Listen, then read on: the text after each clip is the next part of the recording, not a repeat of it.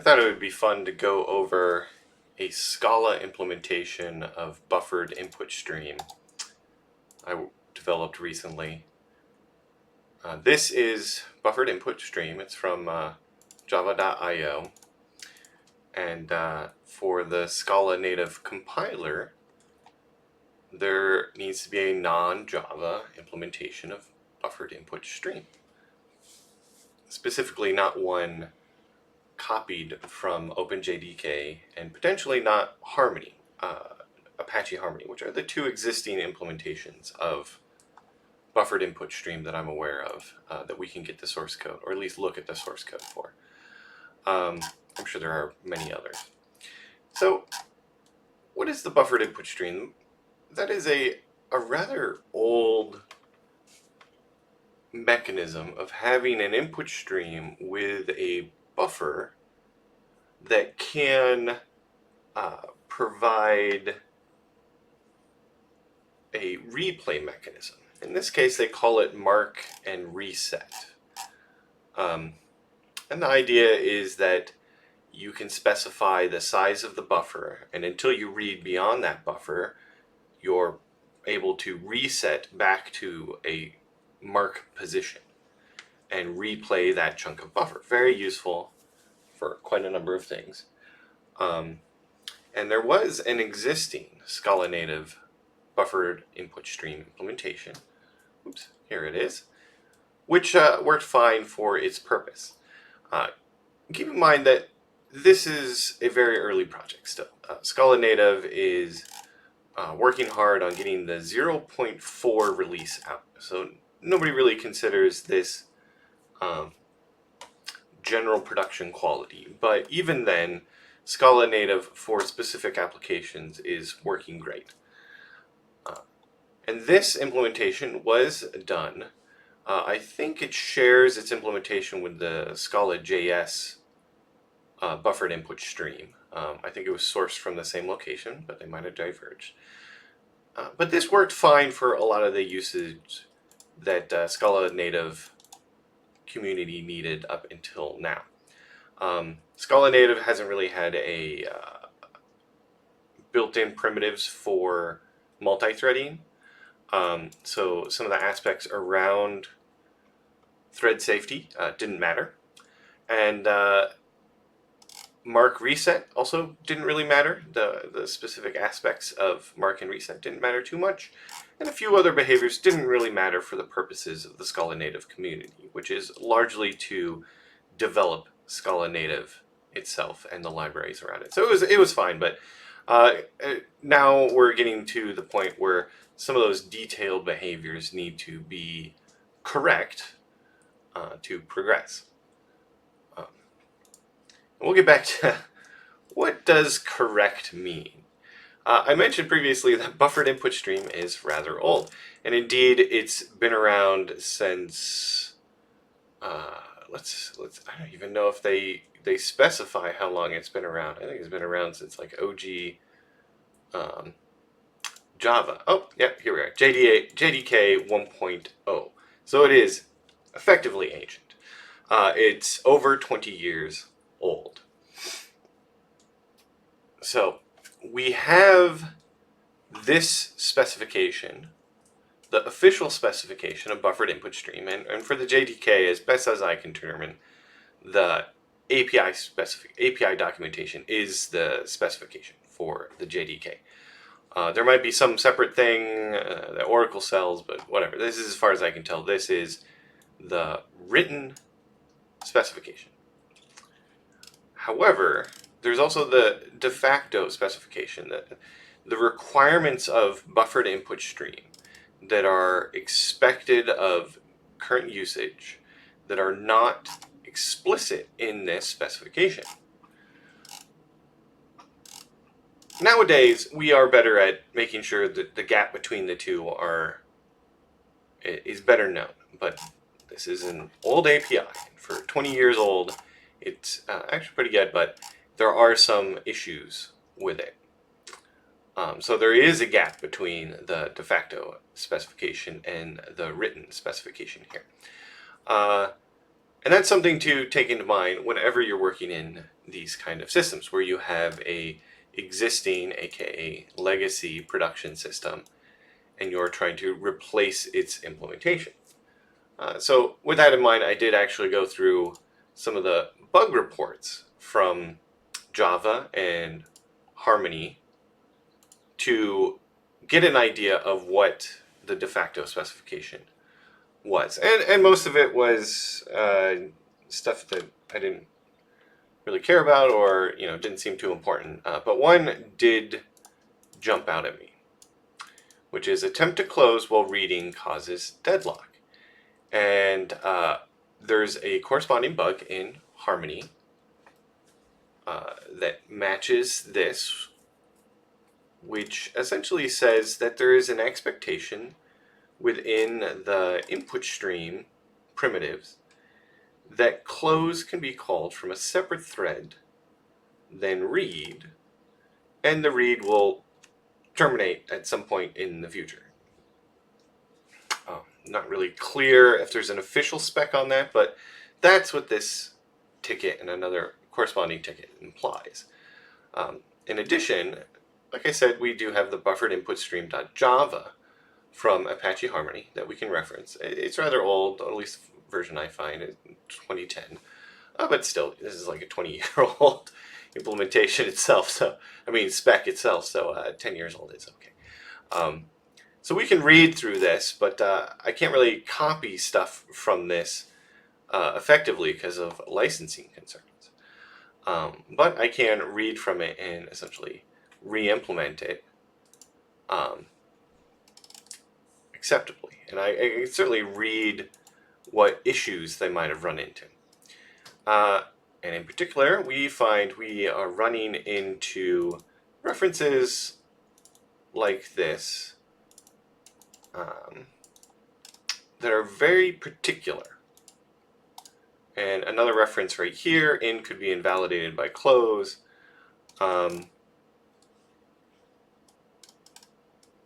Few other very particular changes like that clearly indicate, yes, synchronized on some of these methods, but close,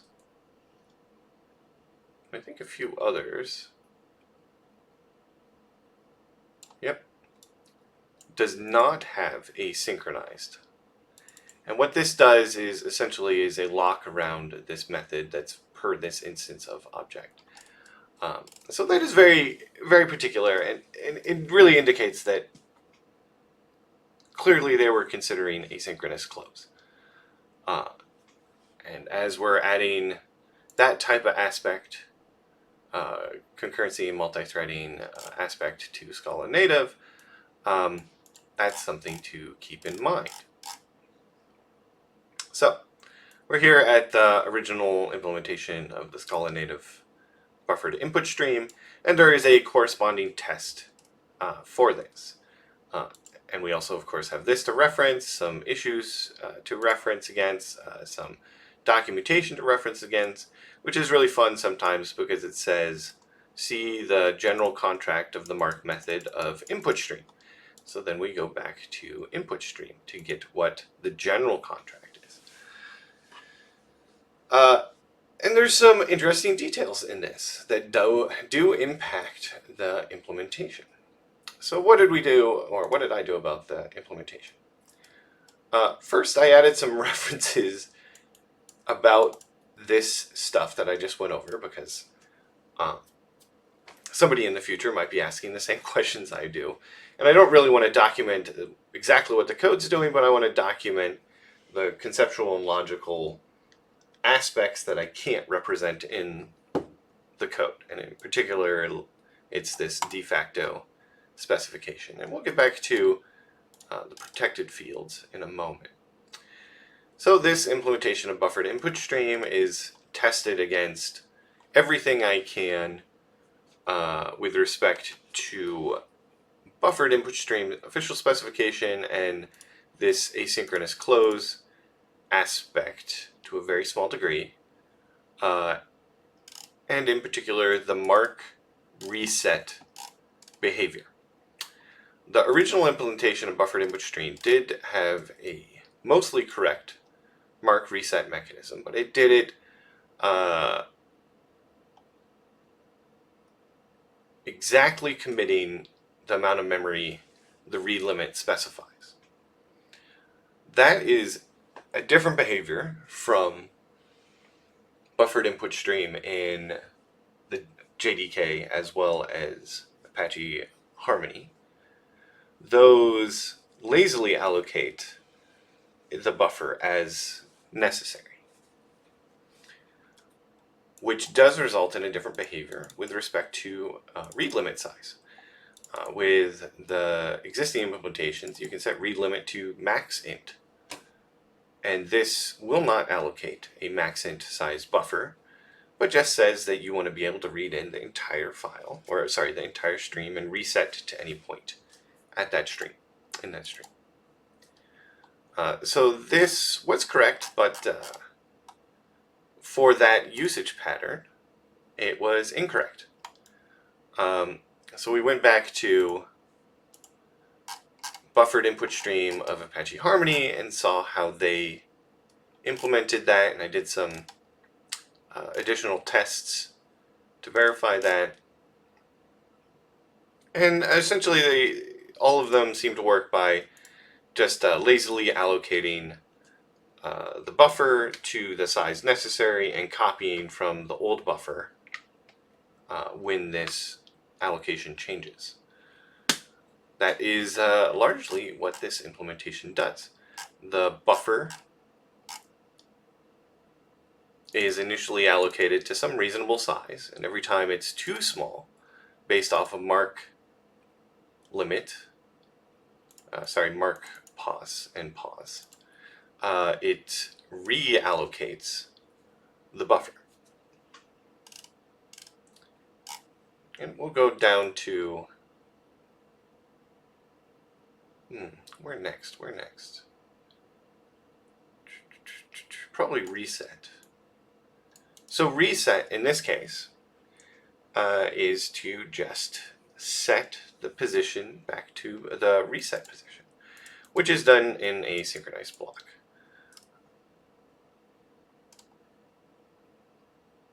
Very nice, very easy, and that just causes read, which does take pause as the next point to read, to work as expected. Read, though, needs to account for mark and reset. We don't want to continually expand this size of buffer if it's not necessary. For instance, if the mark position is -1, which basically says mark reset are not going to be used,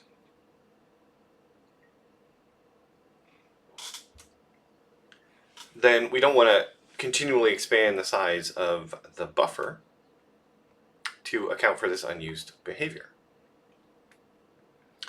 But if mark pos is being used and mark limit are being used, then this needs to behave correctly up to the point where read goes beyond mark limit,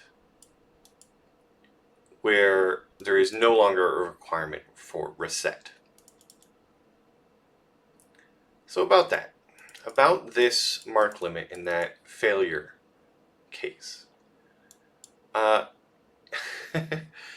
this is where things get a bit interesting, because first we have the general contract of mark, which just says, look at input stream.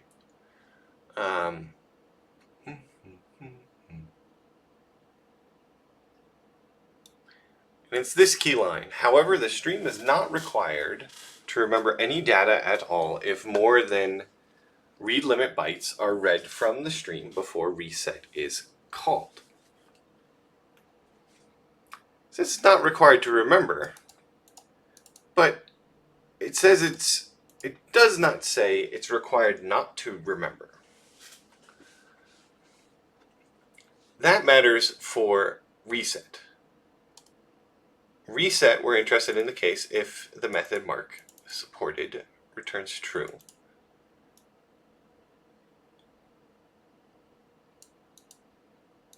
We have this condition here. And we'll just skip this other part. If the number of bytes read since the stream mark was last called is larger than the argument mark at that last call, then an IO exception might be thrown. And I really love this might, because it's just like, it gives so much leeway to the implementation. Maybe this was the intention, but it just gives a lot of leeway to this implementation. So all this says is that yeah, we might throw an exception. This method might throw an exception at that case. Certainly, we're not going to bother remembering everything just based off of our efficiency goals for non-mark and even in the mark case. But there's no requirement that we're as maximally efficient with how much we've remembered just to implement reset. So we're not going to bother. It simplifies a lot of things if we don't bother. So we're going to do that.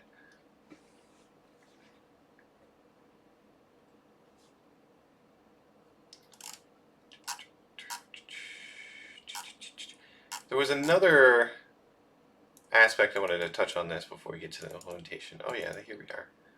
It's this one, which we talked about how the de facto specification from those bug reports says that close can be called asynchronously, and I don't see anything in the documentation. Maybe there's some detail with like specifications for closable or auto closable that I'm missing, but I don't really see anything that's explicitly mentioned async close.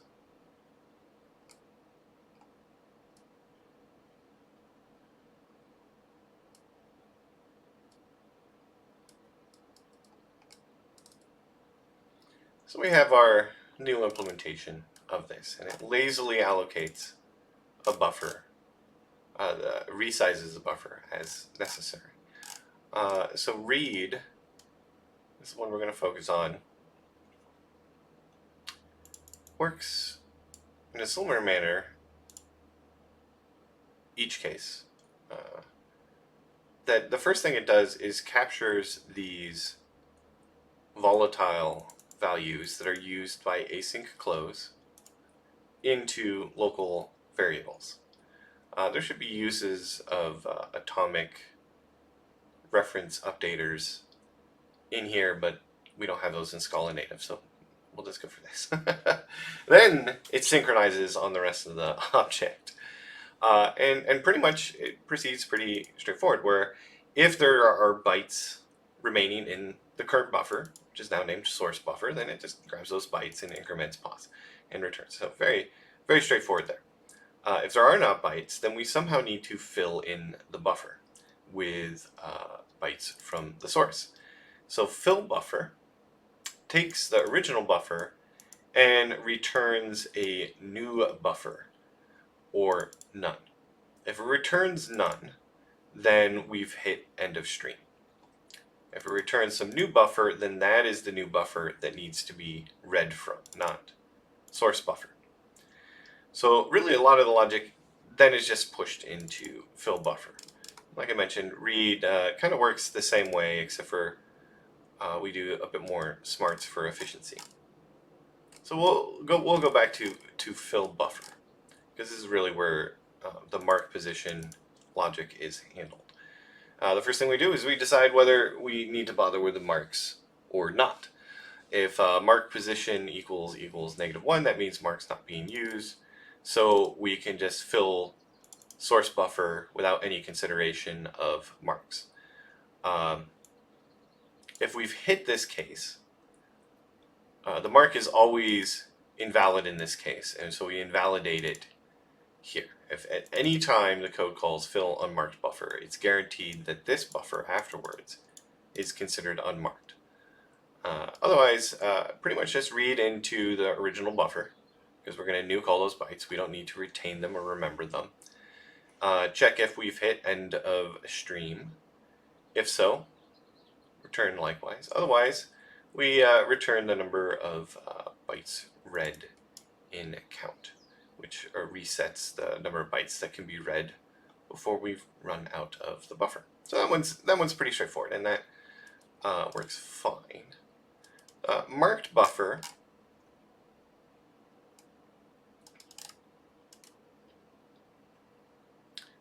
starts with a similar conditional, or just checks if the source buffer is long enough to contain more bytes.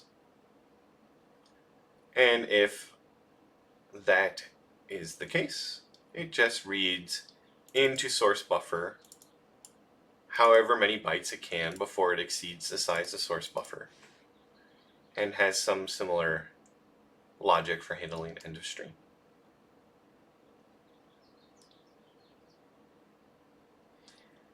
If the source buffer does not have enough space to read more bytes into, then it is reallocated, which just a new buffer of double the size, and then we copy the old buffer into the new buffer, update the buff reference, the unsafe volatile reference in this instance, with the new buffer, and then fill this buffer just as we did in the case where there was enough space in the source buffer. That works. It lazily allocates the buffer size as necessary and is largely correct with respect to thread safety. There are some things that I think are not correct, but it should be good enough. One aspect I think is interesting is this source buff.length times 2. If you're not sure why it's usually times 2 for this outside of very extreme cases, it's worth looking up the amortized costs of a resizable array.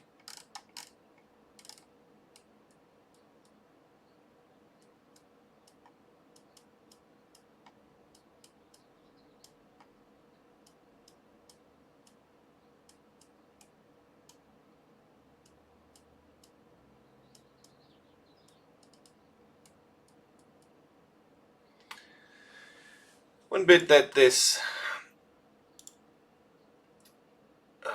general contract for reset lets us do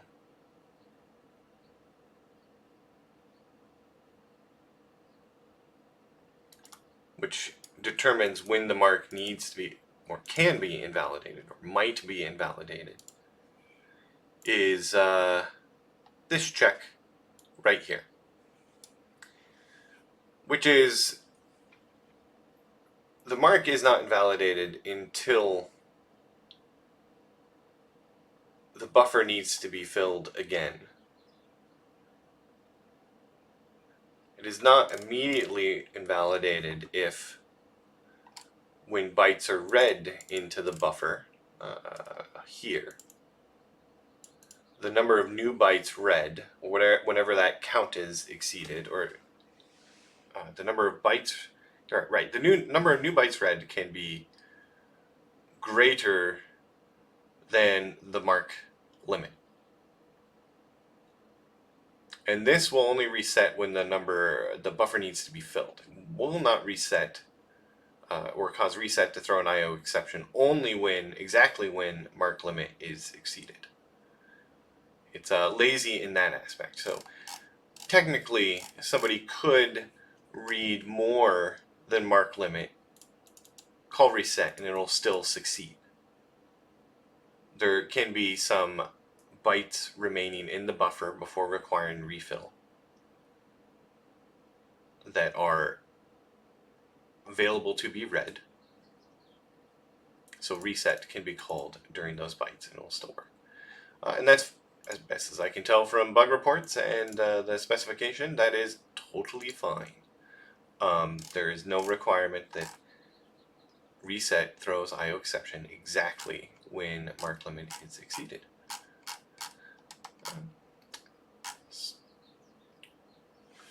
Yeah, that's there's some stuff that probably could be better about this, but I thought it was a fun project for delving into making a new implementation of a old specification with some reference implementations and issued reports to work from.